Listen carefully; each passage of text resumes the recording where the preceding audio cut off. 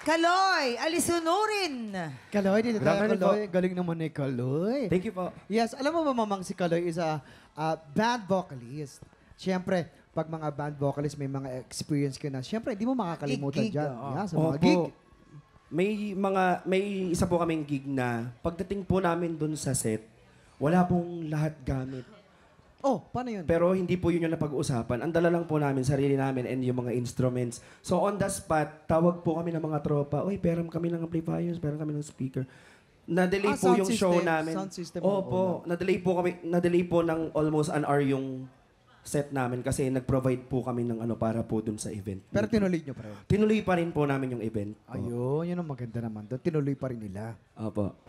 Oo naman pala. Okay, tignan natin kung ano naman masasabi ng mga inampalan sa iyong performance. Kaloy! Hello po. Gusto ko lang sabihin na you really have a beautiful voice. Gusto ko yung simula mo, andun yung control.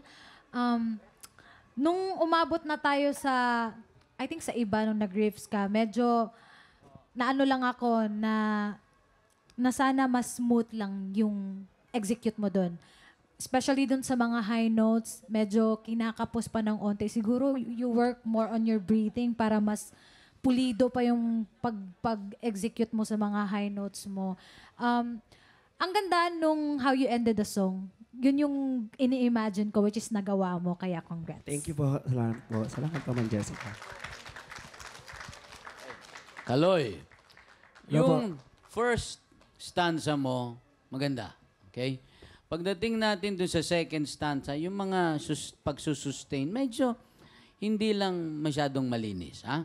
Kailangan yung, ewan ko nga sa'yo, yung part na yon, yung yo, puso ko, iingatan mo lang. Nabawi na dun sa third. Pagdating naman dun sa last stanza, pag nag-a-adlib ka na, medyo, lalo na pag yung mga kinukulot yung mga ibang parts, yung ginagawa mo na ng sarili mong style. Siguro, hinahanap ko na mas eksakto. Ha? Kasi merong mga alanganin ng konti.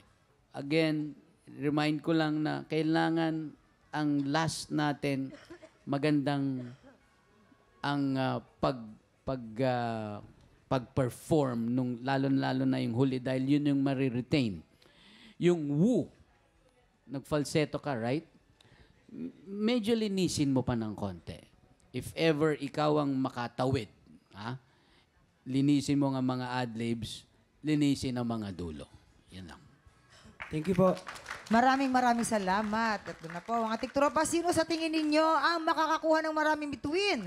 At lalaban sa ating kampiyon na si Jovi Joven. Malalaman po natin yan sa pagbabalik ng tanghalan ng kampiyon dito lang sa TikTok Lock! Happy time!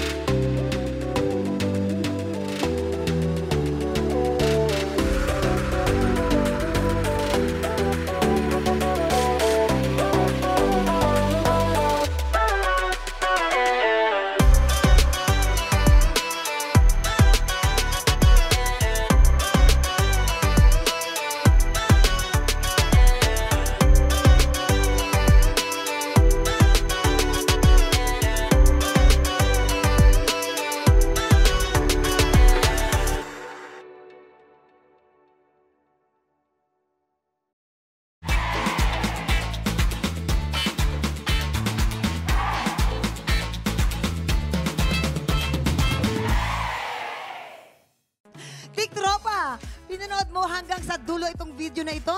Abay, very good ka! For more happy time, watch more TikTok Lock videos on our official social media pages and subscribe to GMA Network official YouTube channel.